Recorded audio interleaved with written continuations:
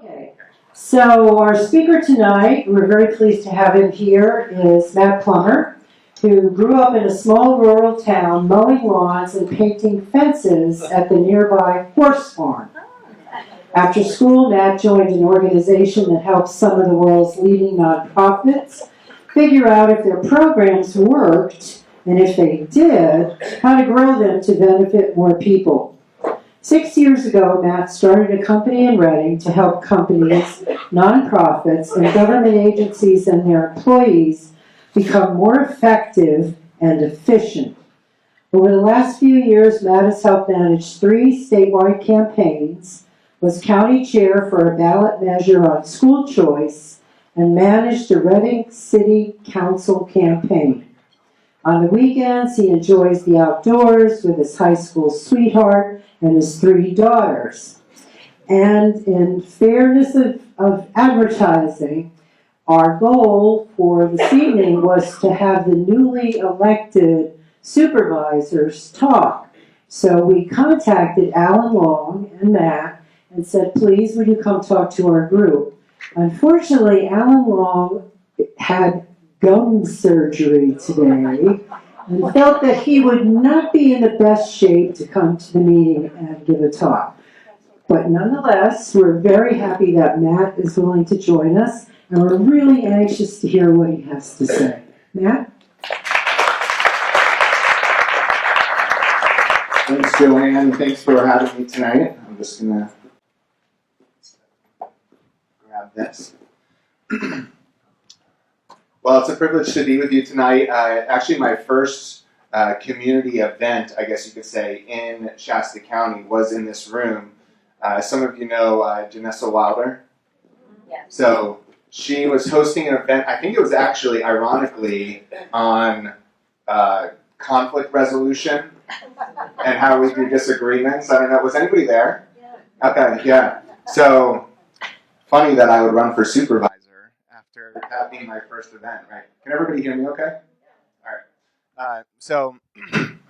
Also, I do see some men here, but I just want to say I feel at home in a League of Women Voters, and because I'll tell you this story. So, I was the oldest, and I was 6 years old. I had a sister who was 4 years old, and my parents were pregnant with their third child, and they didn't find out the gender during the whole pregnancy, and they go to the hospital to have the third child, try not to leak it. And so my grandma was watching me and my 4-year-old sister, and they call from the hospital and they say, it's a girl. And I was very upset about that. I really wanted a younger brother, and so I refused to go to the hospital. My grandma, to this day, she's 95, almost 96, says that was still the worst day of her life. Which I think is, I actually feel bad for my youngest sister that my grandma says it about her birth, but I guess it was kind of my lot in life, because then I ended up having 3 daughters. So, I guess I deserved it, yeah. So, I want to talk to you about how Shasta County becomes the highest performing government in the state tonight. But just before I do that, I wanted to get a sense from you all. Are you guys feeling like you want to ask a lot of questions and do a lot of discussion, or have more of me sharing in terms of the balance of it? If you're like, I want to make sure we have a lot of time for questions, raise your hand. Or if you're like, okay. 1. If you do raise your hand, I just want to say I'm going to remember you, and then you make sure that you actually ask the question. Okay, so I will share for a bit, and what I'll also say is, and I do, as Joanne said, I do corporate training, so I'm used to people interrupting me when I'm talking, and saying, I have a question there, can you stop there? So if you want to jump in, don't feel like you have to wait till the end, and then you forget it, and you're like, what were we talking about 30 minutes ago? So just kind of put up your hand or do something like that, so I know that you have a question. Okay, so this topic is one of passion for me, in part because I spend my day job helping organizations be more effective and be more productive in their day-to-day work. And so this is something that I think about a lot, and it's also something that I think Shasta County I would love to see Shasta County be the most productive and effective it can be, because I believe that that translates into impact in the community. And really that, I think, should be all of our goal in terms of those who look at our government and say, okay, what do we want out of a government? Well, we're paying our tax dollars to them, expecting that there's a benefit that comes to us through that. And so that's really the hope for this. But I want to kind of start maybe at square one, which is, what does it mean to be high performing? And here's three people kind of across the generations. Does anybody know all three of them? Oh, in the back. Caitlin Collins, Megan Rapinoe. We know Caitlin.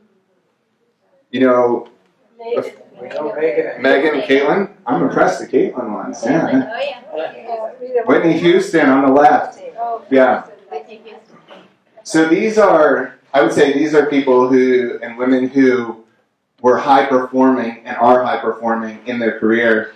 And did anybody watch the Women's March Madness? Yes. Wasn't that the like semifinal game where Caitlin scored I think it was 47 points out of the team's 95 or something? Like she scored half of their points. Isn't it crazy? So these are, when we look at these folks and when we look in that industry, we're like, yes, it's obvious, that's high performing. I think when we look at government, it's a little trickier to know what high performing is, right? And I think maybe that's in part because we're not used to governments being high performing. I don't know. And so I think part of it is like, well, what is high performing? And so I'd actually love to get your thoughts on that, hear from you. What does a high performing government look like? Oh yeah, we'll run a mic. So if you have a thought on that, we'll just take like 3 or 4. Inform the public about their actions. Okay. Information. Good. There's no right answer. You know, this may not be what people would want to hear in much of the United States, but we lived in Europe a long time, and to me, a high-performing government would be one that provides for its citizens, you know, universal health care, affordable, and public transportation affordable, all of these things that are affordable for the people who are the working people, not just those at the top. You know, the old trickle-down thing about, you know, feed the horse enough oats and some will come out the back for the sparrows. That, I don't think we ought to run like that. So that's my idea. Would be more of a socialist kind of. Oh, social shocking. Okay. Anybody else? You're allowed to disagree with each other. Transparency, Okay. transparency, and be responsive to your constituents. By the way, don't mean to pander to you, but I love your emails. Yeah, I did have someone called me this weekend up in Shasta Lake who's concerned about the changes in the water rates, which some of you might be familiar with, and not that the county necessarily has anything to do with it, but they called me, and it was funny, they said, I heard you're good at math. Can you help me? I was like, okay. It's funny, because in my second job out of school, they're like, yeah, you're the math guy, so I guess it hasn't left me all these years. But I called them back, and I've said that I want to get back to everybody within 48 hours, because I think that is, government's notorious for being unresponsive. Right. It ended up being, I think, 72 hours, but I called her and she was like, I can't believe you're getting back to me. I'm like, I'm sorry that I got back to you 3 days late, but so yeah, that is a huge thing. I'll take one more over there. Just a second.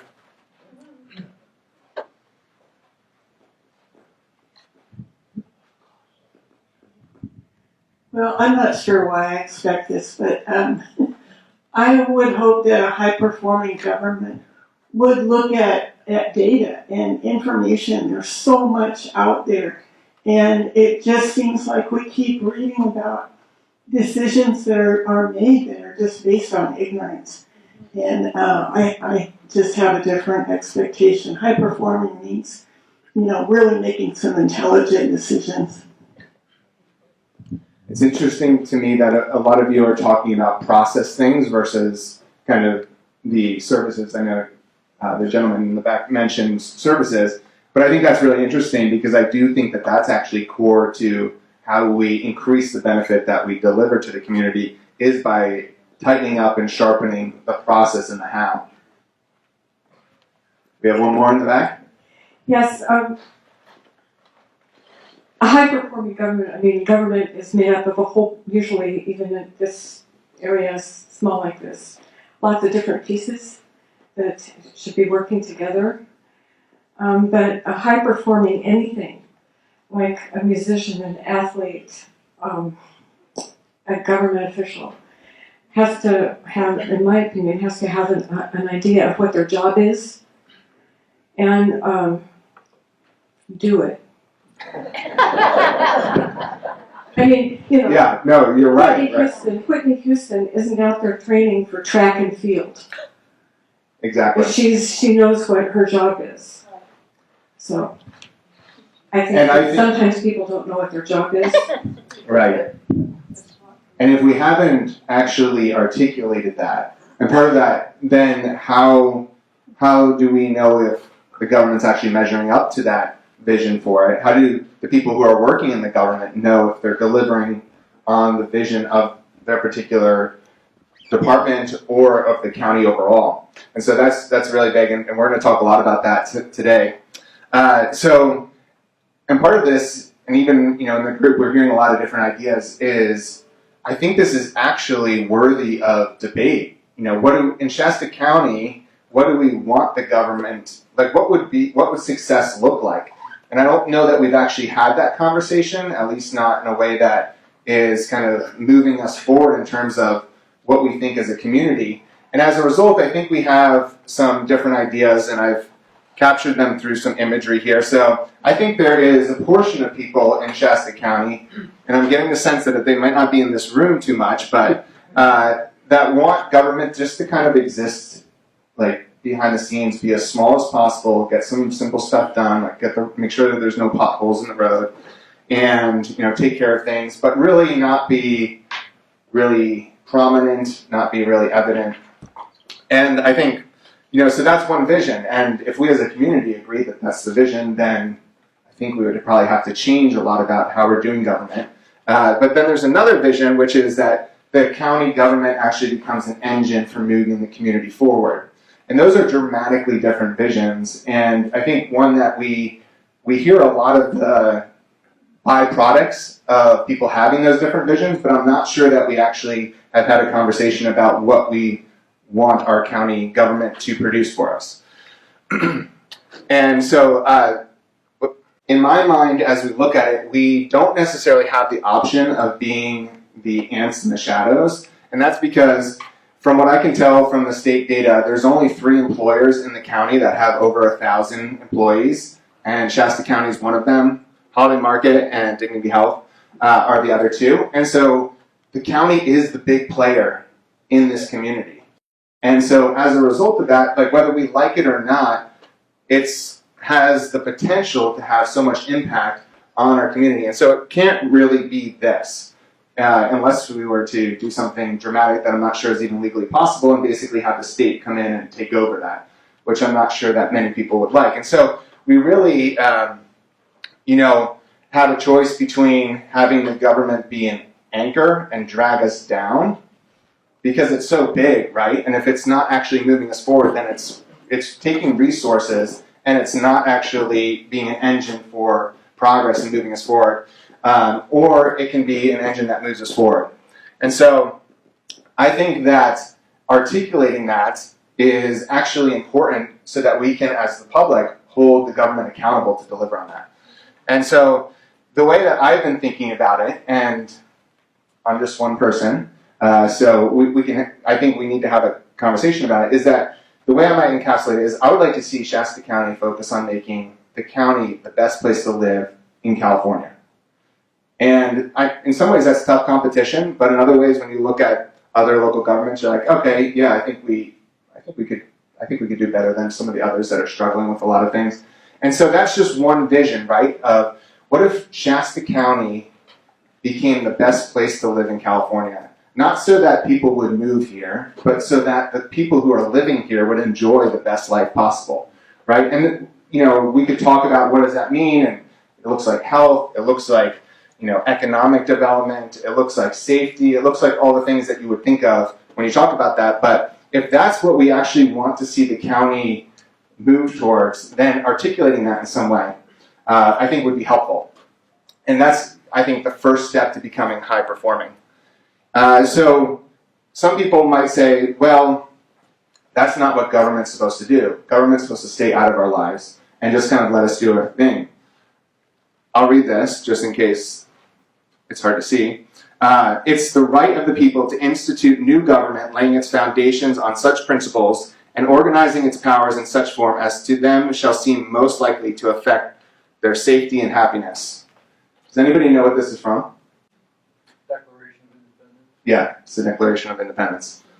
And so when our founders were thinking about what is the aim of government, they were thinking that it would affect our safety and our happiness, right? You guys all said the Constitution. Here's from the preamble of the Constitution. You know, we the people of the United States, in order to form a more perfect union, establish justice, ensure domestic tranquility, provide for the common defense, promote the general welfare, and secure the blessings of liberty to ourselves and our posterity, do ordain and establish this Constitution for the United States of America. And so actually, if we go back to the original intent of government, we see that it was intended to make our lives better. It was intended to make whatever the jurisdiction is the best place to live, the best place to be happy, to be safe, to, you know, have an abundance of welfare. And so this is actually, I think, consistent with the founder's intent. So how do we get there? First, I think we need to pick goals. And I've said this a lot over the last year, but I would like to see Shasta County pick, and I'm not hugely set on the number, but it might be like 3 to 5 goals that this is what we want to achieve over, let's call it the next 4 to 5 years. And these are the things that as a community, and I think that should, the way I would go about doing that is I would invite the department heads to propose goals and then bring them to a community workshop where the community gets input and can react to those goals, have discussions, and then ultimately, you know, I think the board votes on it to approve it. But we come out of that with a direction, because right now, has anybody seen what our county's current goals are? They're not there. They're not there. Imagine running an ice cream shop and not knowing what your goal was. I mean, there's kind of obvious, right? Sell ice cream, and you probably keep track of that. What if you're a 2,000 person organization that's spending $710 million and you don't have goals? How could you achieve what you haven't? You know, the saying of, if you aim at nothing, you hit it every time. I mean, that's kind of where we're at, right? We don't have a sense of like, I mean, we have a nominal sense of like, okay, sure, we don't like crime, but is that what we're prioritizing? And so what I think we're seeing as a result is we see some decisions that are like, oh, we need to take care of crime, and so we're going to make this decision.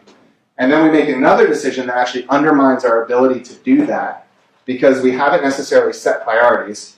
And also, those who have worked, you know, for an employer understand that to be effective, you need stability. Stability of vision, stability of direction.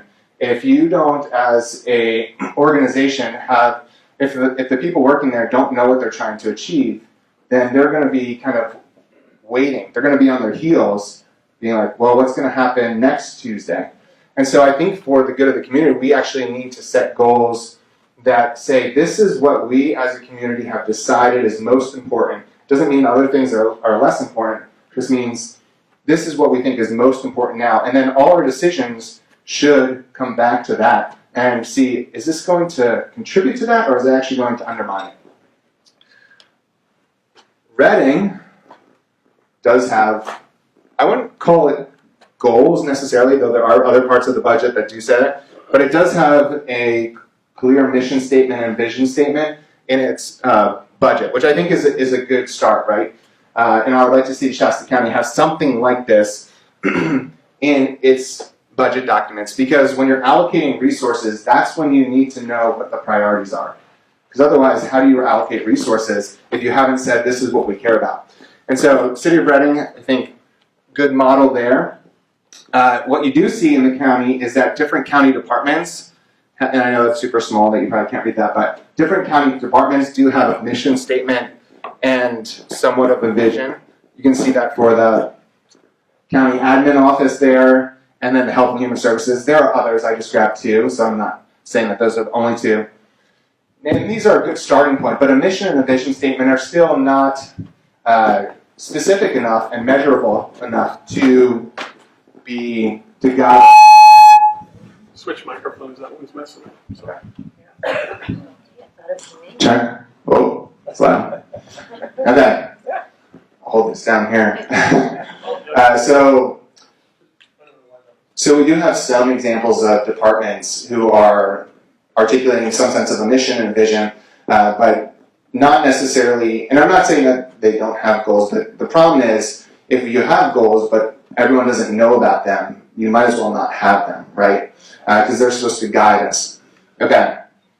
I want to do, and this is a little nerdy, which I got called quite a bit during the campaign, which is fine, I'm okay with that. But I want to do a little bit of a deep dive on goals because in my nonprofit consulting days, this was actually really important because oftentimes we think we have a goal when actually it's not the most productive way to think about a goal. And so there's really three different types of goals that you can have. You can have an activity goal, which is to say, I'm going to do this. And that could be like, I'm going to deliver this program or service. Then you have an output goal, which is, something like if your activity goal is I'm going to deliver this service, and it's like, we're going to serve 100 people, right?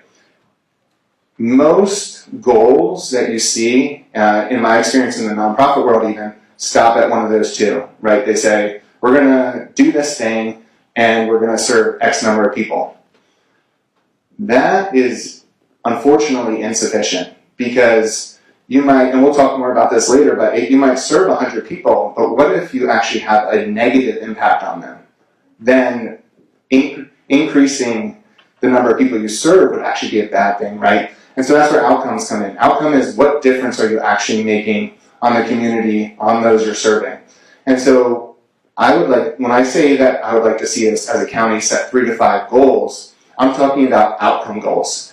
And last year when I was listening to the budget hearings, you would hear the departments talk about goals. Someone used the word goals. And a lot of times it was more of an activity goal. We're going to do this. We're going to hire 3 people. Those are important, but those are activities. And if we aren't getting to the point of an outcome, then we might do a lot of activity, but not actually deliver a benefit to the community. So I want to tell a story. Kristen knows this well. We talk about it all the time. But there was an organization in New York City, and this kind of illustrates the importance of thinking about goals in these 3 ways. So there was an organization in New York City that their job was building affordable housing. That's what they did. And they did that for a number of years, and they did it, well. But what they began to realize is the people who were going into their housing weren't actually the homeless. And that was what they really wanted to do. They wanted to build housing that would house the homeless. And so after a number of years of doing that, they said, let's pause. This isn't actually achieving our mission, which is helping homelessness. And they said, okay, we're going to do this other thing. We're going to launch a big campaign, 18 months, 100,000 homes campaign. And our goal is to house 100,000 people across various communities around the country in 18 months. They achieved it. And you would think they would have been like, yes, this is amazing, right? But what is it, housing 100,000 people? It's kind of an output goal. Now, you could maybe make the argument that it's an outcome goal, depending on what you're how you want to discuss it, but I would call it more of an output goal. And so what they did then is they looked back at homelessness counts in those communities that they had housed of the 100,000. And what did they find? The homelessness numbers were actually either unchanged or in some cases actually went up. And so they realized they weren't actually solving the problem. And so then they said, okay, we're going to create something that they call Built for Zero, where we're actually going to set an outcome goal, which is to get to zero homelessness, which is what they had wanted to do all along.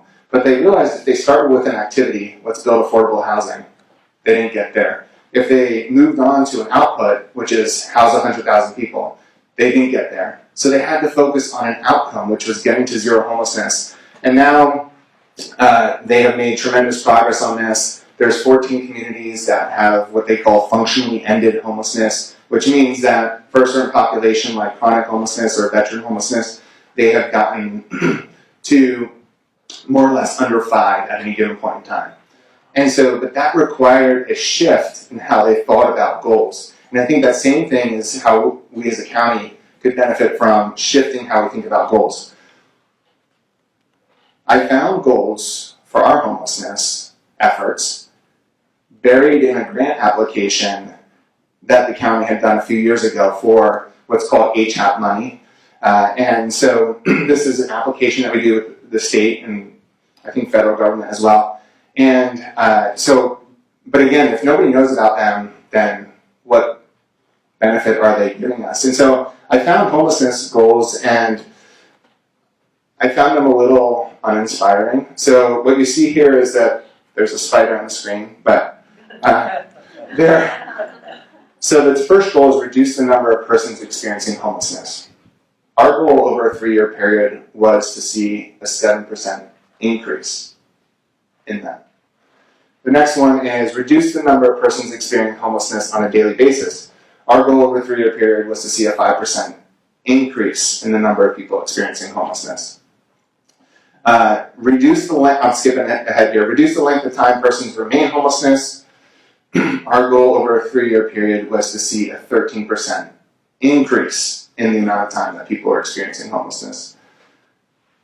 So now, to be fair, if we were experiencing much more growth in these numbers previously, you could say, well, we're slowing the increase of homelessness. At the same time, do we as a community feel comfortable with a goal of seeing an increase of 7% of homelessness over the next 3 years?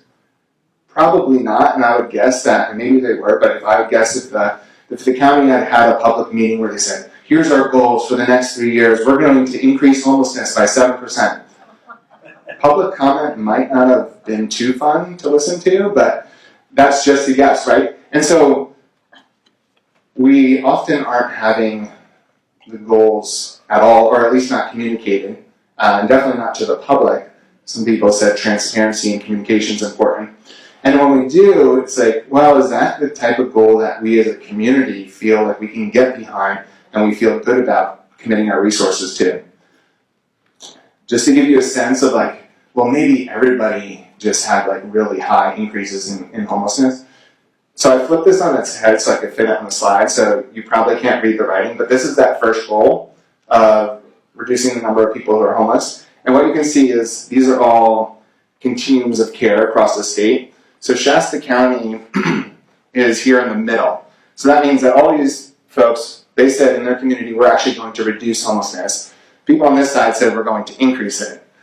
If you're in Tehama County, they said, now their numbers are really small, but they said we're going to see a 72% increase, which is pretty dramatic. So that one, you could say, okay, we're right in the middle, not horrible. Now this is reduce the number of people who are experiencing homelessness on a daily basis. And there you see every other COC, continuum of care, except for one, said that they were actually going to reduce that number. We said we were going to increase it.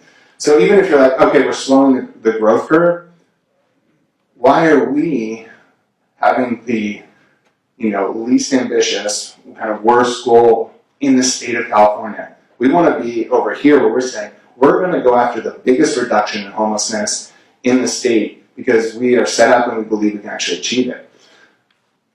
Okay. This is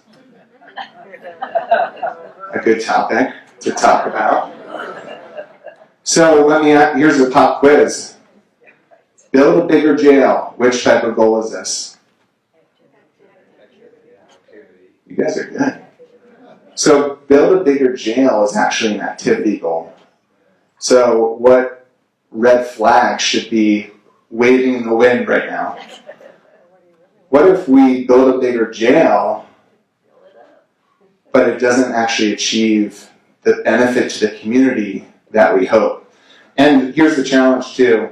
If we build a bigger jail, what we were just told is that we only have one option, and it's raise taxes, which I'm not really a fan of. Now, that doesn't mean that after more research, I couldn't come around to supporting it, which I haven't gotten through yet. So I'm just putting that out there. But if we say build a bigger jail is our goal, and that's our primary goal, we have one option according to what we've been told from county administrative office: raise taxes. I don't think anyone really loves raising taxes, so that is not a great option to be facing. Now, what if we do? Okay, can I do a little aside here? I'm going to do a little aside, and we'll come back to this. So the question is like, will more money solve the problem? And I think, when we look at it, we see, okay, this is, let me walk you through this chart quick because it can be confusing with all the numbers here. So this is for this upcoming budget for the fiscal year that will start this summer and go around to next year. So this green bar is county revenue. So that's how much money they have coming in, $615 million. Then they're going to grab, another $110 million, which is this right here in the middle, from savings accounts. They call them fund balances, but that's kind of what it is. And then we're going to spend $710 million of that, and then we'll put 16 into fund balances or savings accounts, right? We're spending $710 million in this community in a year. I mean, think about if you run a business or run a nonprofit, imagine you had a tenth of that, 70 million. Like, this is an enormous amount of resources, right? And so you might say, well, yeah, but maybe that's kind of where we would expect it to be. Let's see if it's increased much over the last 5 years. Any guesses? Yes. Do you think it's increased more or less than inflation? Am I giving away the answers, or are you guys just scared?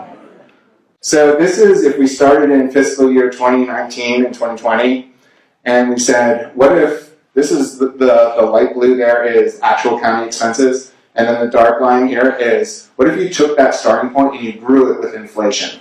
And so what you can see is that certainly it would have grown, but we would have been around maybe 610 million versus 710 million if we had just grown by inflation. So that means we're growing significantly faster than inflation. And so we're increasing we're spending a ton of money in the community, and we're increasing the amount that we're spending very rapidly, much faster than inflation. And so the question is, if we're spending all this money, are we seeing the problems in the community get a lot better? And most of you are saying no right now, and I think in some cases you might be able to argue, well, this has improved or that has improved. But if most of us feel like this is not becoming the best place to live and we're not making progress towards that, then it comes back to us having a problem of, what are we trying to achieve? We're spending a whole ton more money, but we're not necessarily achieving it. And if most people in this room, and I didn't poll, and there was a few people who were more vocal who said that, so some of you might be sitting there like, I think we have, then I think we have a problem, and money isn't necessarily the answer to it. I would argue that what I'm kind of calling better management is the answer to it. So let's come back to this. Build a bigger jail is an activity goal. What's the output goal? Incarcerate 192 more criminals. The outcome goal is reduce crime, right? Improve public safety. If you think about it in this way, and you remember that your outcome goal is reduce crime, then that expands our options to basically give us the opportunity of, okay, what are the set of most cost-effective options we have for reducing crime? Because what if we spent $150 million on a new jail and it reduced the crime rate by 10%, but you could spend $10 million on a work release program and it reduced it by $12 million. Wouldn't we want to do that? I mean, obviously we would, right? But the problem is if we set our goal as like, we're going to build a bigger jail, and we don't zoom out and say, actually what we're trying to do is reduce crime, then we leave ourselves with only one option, which is to raise taxes. So how do we move forward? We pick goals. And this is kind of a continuation of it, but I think that, in government, in nonprofit world, I've seen quite a bit, is that we often pick activity or output goals because our mindset is to serve, and provide a service to other people versus to solve a problem. I get excited about solving problems. I think service is important, right? But I get excited about solving problems. And actually, when I was at this nonprofit consulting firm, we worked with the Salvation Army, their central part of the United States, and they developed this thing called the Pathway of Hope because they realized we're serving people. People are coming in here in poverty. They're leaving in poverty. We're giving them some type of relief, but we're not helping them get out of poverty. And they said, we don't want to just be serving anymore. We want to be solving the problem of poverty. We want to eradicate poverty. And so they ended up building this, which you can't read, but just to give you a sense of kind of what they ended up doing is they said, let's think about how we could solve the problem of poverty for the people that we serve. And then we actually measure ourselves to that. And so that's, when we're talking about goals, if we can move from just serving to solving problems, then we'll be delivering a benefit to the community at a level where we'll see, and this is the key, I think the key to limited government is actually that it becomes more effective, because then it reduces the need for itself. So how many people have seen this quote? Yeah, this is a popular one. I think I've actually heard 3 or 4 people mention this in that, like, in the space I was in the last 2 weeks. So if we say, okay, we as the government, we want to make Shasta County the best place to live, and we're going to do that by setting goals that are focused on solving problems that are outcome goals. Then you have Ronald Reagan who says, the 9 most terrifying words in the English language are, I'm from the government, I'm here to help. So what he's basically saying is like, you don't want government trying to solve your problems. Why? Because government historically hasn't been good at solving problems. And why has that been the case? Well, part of it, I think, is that they haven't actually set the goal of doing that in most cases. But then the other part is that I changed a little bit. This is my adapted quote. The 10 most terrifying words in the English language are, we spent $710 million and we don't know what we achieved. Can anybody tell me what we achieved out of spending? I think it was $660 million last year for the county. I mean, there's some activities, right? We could point to activities.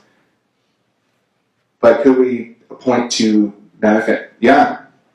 About 100 yards of Saratoga Drive was newly paved. Okay. That's City of Reading. Is it?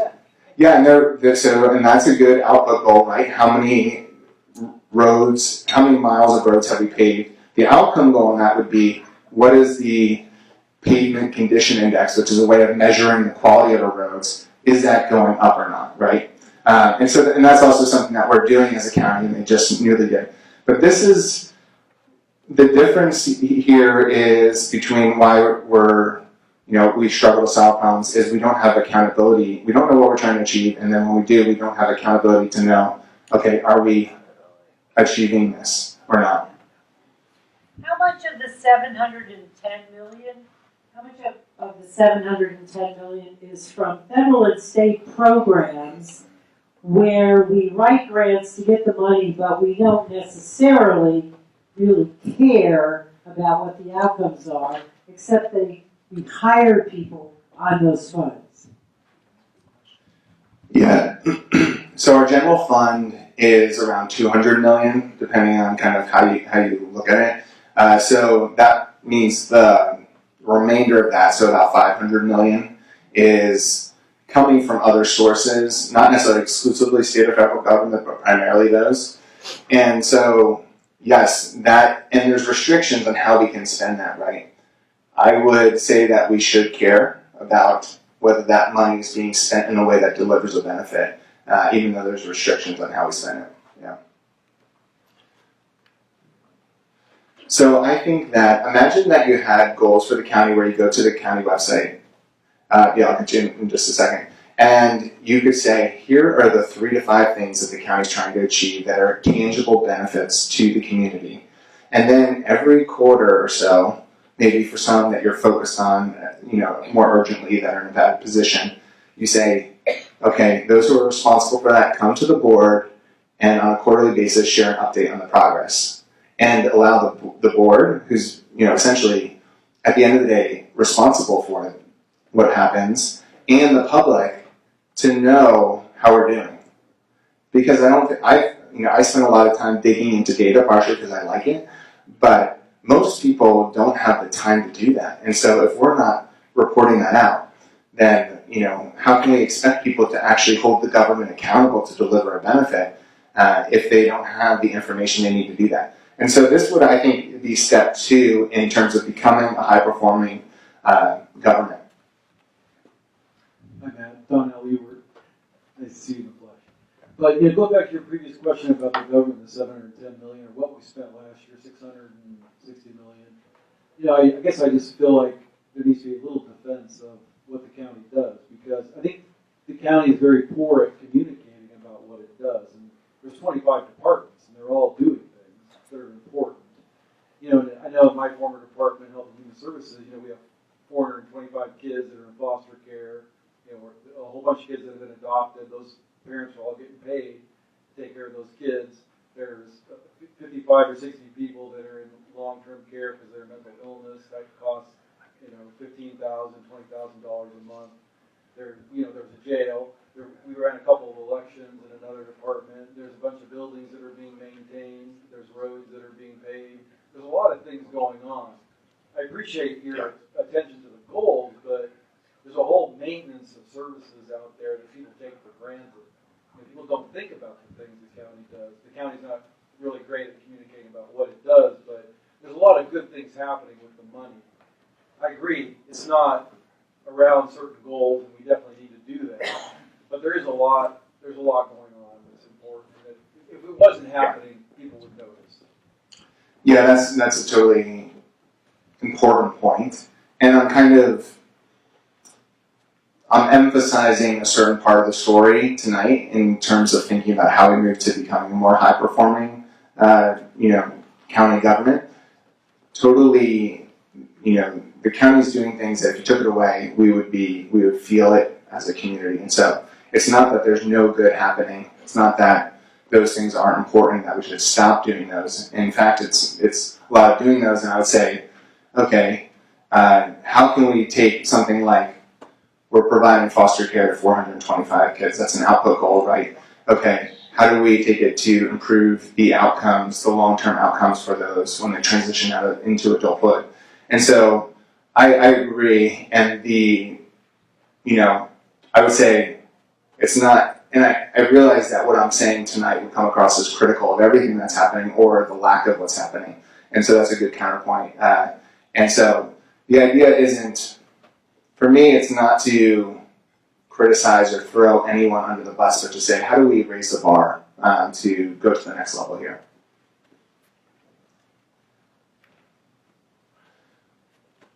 This is Joan McCord, and in the 1930s, she, along with others, put together a intervention in Somerville, Massachusetts, which is just north of Boston, and was meant to work with disadvantaged youth and disadvantaged families, low-income families, and they built into the program an evaluation of it. And they had a control group, which means a group of families who didn't receive any of these services that were designed, and then a group that did. And they, delivered this really intensive intervention, literacy, parent training, all these different things to help those families who are low income move out of that position. And they evaluated the program a few years after it, and they found that the people who had gotten the services, and they also, one of the things they did is they actually brought those folks together and they had them do summer camps and those types of things, and at a few different times. And so they found a few years after that, well, what do you think happened? Which group do you think performed better? The one that got the help. That's what we would think, right? And that's where the idea that, okay, we have good intentions, we're delivering a service that we think it makes sense that it would benefit people. Not only did the group that got the service not perform better, they actually had worse outcomes.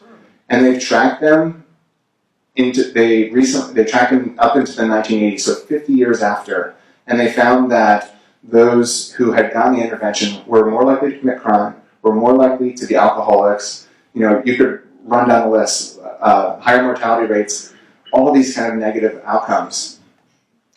The lesson I think that we can take from that is that if we say, oh, we have this great idea and we're going to deliver this great service that makes complete logical sense, or we're going to do this really logical thing, which is house 100,000 homeless in 18 months and it's going to be amazing, and we don't actually have the accountability to come back and say, we actually saw and we tracked what impact that made, what the outcomes were, and we're reporting it back to you, then we could end up like Joan McCord did, where she's like, everything about this made perfect sense, and yet it didn't work, right? And so sometimes we can head down the path of logic, which I think is something that would be helpful for some of the decisions that are being made by the board, but if we aren't actually measuring it and then reporting back to it, I worry that we could fall into a similar trap.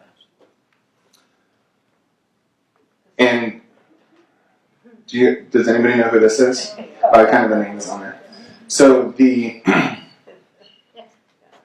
I teach corporate training for work, and basically when you're trying to do skill development and change people's skills, whether that's help them become more productive, better problem solvers, better people managers, what you find is that people will always act in a way that's consistent with the incentives that are in their system. And so if I'm being incentivized to, deliver a benefit to the community, and I know that for example, one of the projects I'm working on right now is helping a few companies down in San Luis Obispo grow, and my incentive is see their total revenue go up. So I'm going to act in ways that help do that. Now, if you change that incentive structure, that would cause my actions to, change as well. And so we have to look at what is the incentive structure.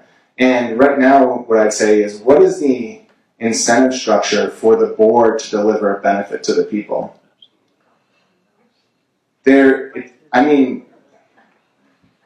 would say that, well, the election is, right? But it's hard for the people to know, like, okay, they went into office saying, like I said, right, my goals were reduce homelessness, cut crime, fix our roads.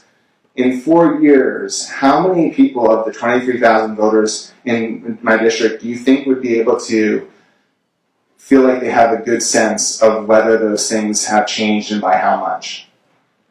Probably. Depends how data-driven they are.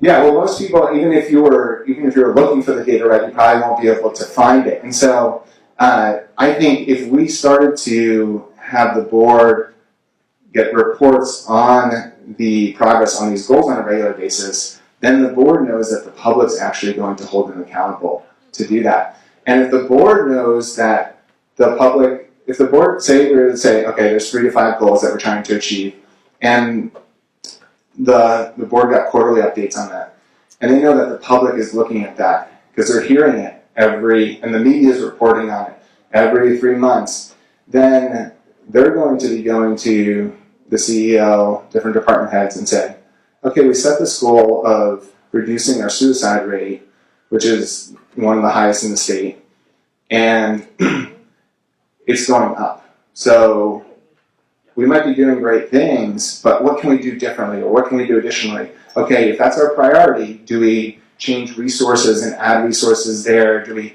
what can we do? There's going to be then those problem-solving conversations. And then the folks like the mental health director who's over that, at least in part, would be talking to their program managers and saying, okay, so if we can change the incentive structure so that everyone realizes, okay, I get rewarded when I deliver a benefit to the community, then we could imagine if you had 2,000 people, because I think And I know people in this county have different opinions on it, but I think that people who work for the county want to do it because they want to deliver a benefit to the community. I believe that's true, because I don't know, I mean, a lot of other reasons why you would, but I think you have a great opportunity to do that. And so I think if we can align incentives so that's the easiest thing for them to do, then they, they'll actually be excited about that. Well, the problem is that the supervisor's idea of a benefit to the community may not be the community's idea of a benefit. For instance, getting rid of the. Just so you know, we can't hear you. You gotta hold it really close to your mouth. Oh, I'm sorry, can you hear now? Yep. Yes. Okay. So the supervisor's idea of a benefit to the community might not be what the members of the community consider a benefit, i.e. getting rid of voting machines or allowing more people to carry guns in public. I mean, it just depends on your perspective. Right, exactly. And that's where I think imagine if the county had stated goals on their website of here's what we're trying to achieve, and then, one, you could say, if somebody's running for office, you can say, okay, well, the county has said that they're trying to achieve that. Do you support that or not? And it would be add transparency and visibility to it. Because right now, I mean, none of us have a clear sense of like, well, what are the board's current priorities? I mean, we hear different things and we find out things on Tuesdays, but we don't know for sure, and we don't have a way of really holding them accountable to it because it's not written down somewhere. Yeah. So Since it's pretty obvious that the current board has no outcomes, no outputs, and not even any activities, how do you envision being able to change that environment? I think the current board believes in holding the government accountable to deliver results to the people. I don't know that they, have the same idea of how to do that. But I think if we focus on where there are similar principles that we hold in common, which is let's hold the government accountable to deliver benefits to the people, and have kind of measurable goals where the county is reporting back to the public on what it's achieving, I think those folks, and I can't speak for them, but I think that a lot of people will say, okay, yeah, now there might be a lot of discussion and a lot of disagreement, and even in this room, if we were to say, okay, the county has to pick 3 goals, go ahead, you can come out when you have your 3. Like, you guys might get hungry because I don't see that much. And, that might take a while, right? But I think there is a common principle there around having a desire to hold government accountable. I was going to say, one of the things that's really critical here is benefits for whom. And that's where we find a lot of difficulty with microphones. That we have a lot of challenges in certain people are merit, support, and help. The other piece about the data is that that's going to require an investment in infrastructure as well. Like, I think a lot of people in this room know in the criminal legal system, until about a year and a half ago, they were operating on a system from 1989, a DOS-based system. And so getting out any data, and then investments in data dashboards, which has all its political issues. But the other thing is looking at how we're addressing some of those problems using that data. So the high suicide rates, for example, are because we have more completions because we have more guns and use more guns. So being able to address that both with data, but support from groups like us. I don't need feel radioactive. Yeah, those are good points. And I think, my opinion is I would rather spend less on the delivery of service and know what I'm getting for it than spend all of that on the delivery service and have no money to track, the outcomes of it. Now, others might disagree with that, but that would, Well, I think what it's going to require is a more citizen engagement, because if you have just a conversation on every Tuesday, and we set up goals, then it really, I think, it implies or it really sets up a system where the public should be wanting to be more engaged and hold them accountable. So it can't be just every Tuesday they put the goals up and we do an evaluation for who, like, you know, who is benefiting. And I think that's where we come in as the citizens, and we're participating in the goal setting. We're participating in what those measurable outcomes are, and it's this larger group of us out there in the community that should be the ones that are holding them accountable, not just on election day, but leading up to it all the way through. Absolutely. Yeah, I think that's a great point. And I think the more that the public, because there will be trade-offs, right? We can't do, even with $710 million, we can't do everything at once. We can't, address everything that we would like to. And so there will be trade-offs. And at the end of the day, I think the more voices that are informing what that set of goals would be important. And then the more engaged that folks are in terms of having those conversations and bringing ideas, because ultimately there will be an experimental process that will have to happen of, okay, we tried this, that didn't seem to work. And a lot of that will come through people in this room and the people in the community who are saying, well, what if we did this? Or I just started this, or I heard about this thing when I was in Oregon, 5 years ago that they're doing. And that will be the fuel to provide the innovation that will help us, make progress on these challenges.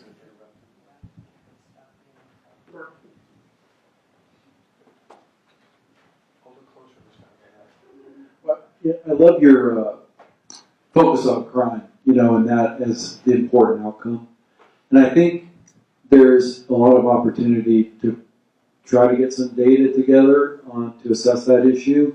And there hasn't been a lot of interest in that in the past, partly for the reason Sharon mentioned, the data problem. But there's a lot of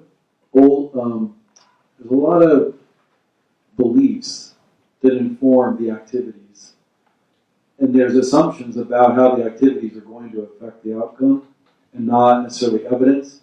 You presented this wonderful study that kind of turned that on its head, right? Like when you actually study the issue, then you find out that you haven't accomplished the goal that you had in mind. And I think applying an evidence-based approach would be helpful. And I think with the crime issue, there's been a lot of policy changes in California over the last 15 years. And so there's some natural experiments, to see what's happened. But there's also been some things that have happened here locally in the same way. For example, at one point, I believe 2 floors of the jail were closed. So we had a much lower number of people incarcerated. And then on another occasion, 1 floor was closed.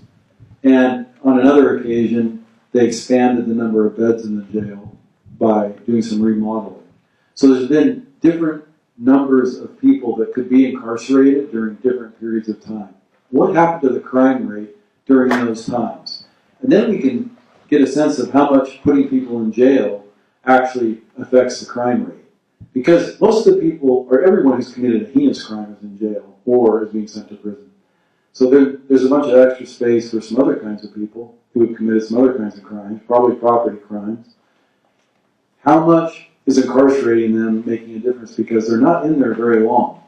And what other things have been going on or could go on, right, to help those folks learn a different way of thinking or to get the resources they need to live a different type of life? And I think applying a little bit of science to these problems, even locally, we could really get some answers. The problem is trying to change the minds of people who have a vested interest in those beliefs. And in the case of crime, there's also an elected sheriff. And the sheriff isn't on the board, and the sheriff may not agree with the board's goals. So that's going to require collaboration. And I think it goes back to what Kristen was saying. We need to have more collaboration. We need to get more people involved, not just individuals, but organizations involved in solving these problems. It isn't just going to be the county. The county should lead, but we need to get the other organizations involved. Yeah, those are great points. And that, what you're talking about in terms of jail capacity and the changes in that, and that's actually what I've been thinking of doing in terms of evaluating, whether increasing by about 200 beds would actually make sense, and what's the benefit that we could expect from it? Because we could look historically. Yeah. So that, I think that's exactly right. I think, and I agree with the broader point of collaboration is key, because these problems are complex, and there's a reason why most people in most places in California are seeing them increase. It's because it's not easy to solve them. So the idea that it's like, oh yeah, we'll just flip a switch and all of the problems will go away. No, like they're complex and they're challenging, which is why they have persisted. And so I totally agree with collaboration, and I do think that if we can get folks, and this is no easy task, but if we can get folks to agree on the end goal, the outcome, then, and they say, okay, our goal is to reduce crime, and then you say, okay, we're all in agreement with that, and then we say, okay, well, look, when we did this, crime went up, or, okay, we're trying that for 2 years, okay, crime went up, then it won't, remove the challenging beliefs that cut against what might be most effective, but it will help bring people back to the North Star, which is, okay, what was our end goal, and is this contributing to it or not? Oh, wow, okay. Sorry about that. There are a lot of things that happen in this county that are intangible and non-numerical. And I think that probably, I'll use myself as an example, if someone were to say, okay, Jeanette, what's the outstanding characteristic of your county board? It would have nothing to do with money. It would have everything to do with tone, with lack of respect, with not listening, with going off on personal missions and, things that may benefit me as a person, as an individual, as a politician, as an elected official, and not necessarily for the common good. And I really think that the big thing that's missing here isn't how we're spending tax dollars. Personally, to me, it's how do the people who live here feel about the way that they're being treated. I mean, I worked for many, many years in organizations, and I saw a lot of really talented people in impoverished organizations with good outcomes. And they inspired the people who worked there. And they brought in new people who were interested because they wanted to be treated right. And they wanted to be heard. And I've seen other places that have the wealth of money who did an absolutely crap job. And people did not want to work there. It was a revolving door. And so I think that not everything is measurable. And I do think that data is very important. I like data. I'm like you. I will look at data. I like trends. Things can go like this. I'd like to lose 10 pounds. It's not going to happen next week. If I can lose a half a pound a week, if the trend is going the right direction, I'm happy. That's the problem that I had with some of that expanding by 7%. If something is a trend line is going in the right direction, then that's an accomplishment. But I do think that the outstanding characteristic of Shasta County government overall, my personal opinion, is a complete and total lack of respect from the board, not every single individual on it, toward the people who they are supposed to be representing. I'm not sure that some of them care about what their job is. I mean, in my work, we always started with what do you want the end to look like? And then you work from that, kind of like I think what you were talking about. Okay, well, what do we have to do to accomplish that? Who's going to do it? Time frames, calendaring, midterm adjustments, because things don't always work according to plan. I just think that the tone in this place is really stinky.